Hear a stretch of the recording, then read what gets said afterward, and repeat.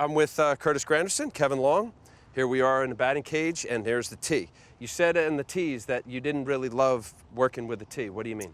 I didn't like the tee. I would always hit it. The ball wouldn't go anywhere I wanted it to go. You were 5. 5, 15, 25, all the 5s I've struggled with the tee. It's 35 now, but we still like the tee now. Partly because I didn't know where to put it. I would just see the tee up there. If you hit, Kevin hit, then I would just come up and think that's where I'm supposed to hit. Okay. And everybody's different in terms of where they stand in the batter's box, and that's what I had to learn. So one thing that we kind of wanted to get addressed with Curtis was try to get tighter and more compact to the baseball.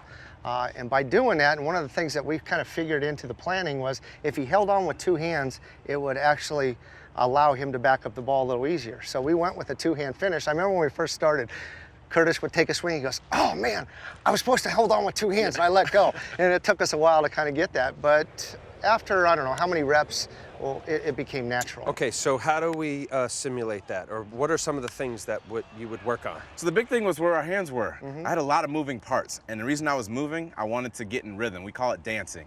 And Kevin and I say, hey, we don't dance until after the game. In the game, we're not dancing.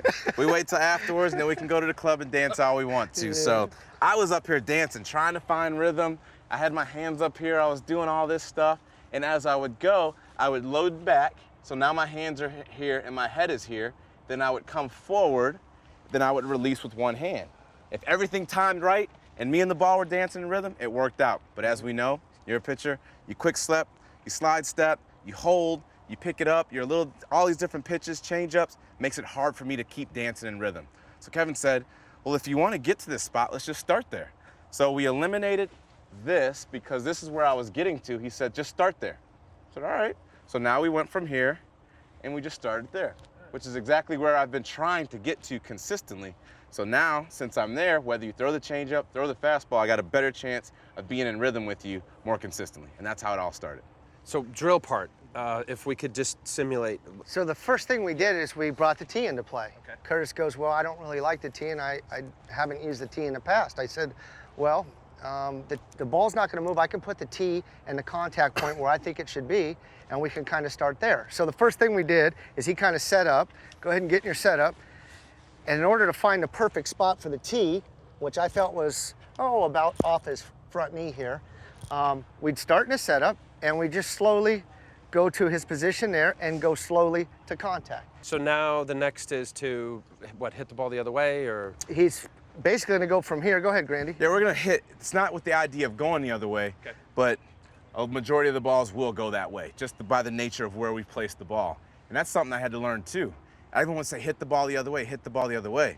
Well, if we put this ball right there, that's a hard pitch to hit that way. It's deep in on you. It's deep in the zone. Yeah. It's hard to do this. That's the pitch you want to throw. That's a flare to your third baseman. You know? So that's when I said earlier, I didn't know where to place the tee. I would come up there, see the tee right there, and they say, all right, work the other way. And I would look at it. Okay, that's not going to work.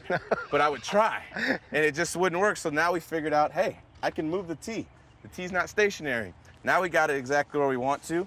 We do a final check just to make sure. All right, that's where we want it. Now we can go ahead and start swinging. Okay. Heads up. So we get in, and we just loosen up, get in tight. And as you see, that ball went to the shortstop just by where we had it placed. We'll do some there. Then we'll do slide. One more there. Okay, we'll do one more here.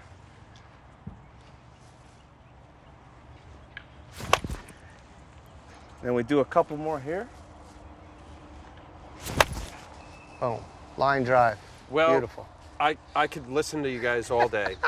Heidi's waiting, and we got to wrap up this hour show, but this is awesome. I appreciate it. Thank you. You're welcome. We learned something.